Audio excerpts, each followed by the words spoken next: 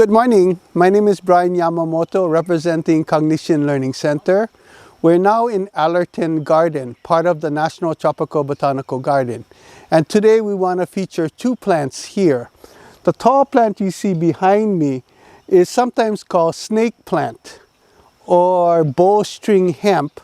The other plant on the bottom with the green and also the variegated yellow leaves is pothos.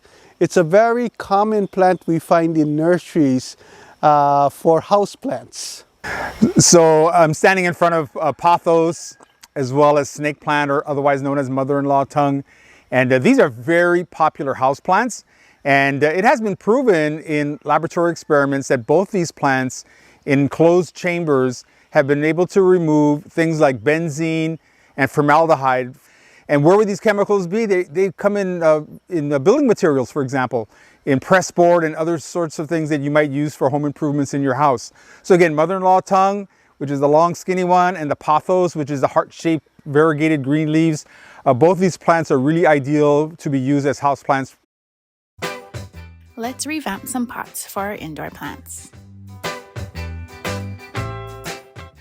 Start off by collecting any pots you may have lying around. The first way we are going to revamp our pots is by painting it. We used acrylic paint. Step 1 is to add a base color.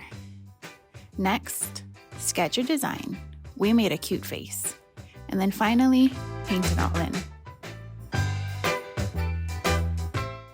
Our second idea is by wrapping it with material. Find some material that you would like to use. We found this heavy woven material. Cut out 2 squares just slightly larger than your pot. Wrap the material up the sides and then use some twine to tie it all together. Once the pots are decorated and dried, transfer your plants over. This is a perfect way to bring some color and fun to your desk.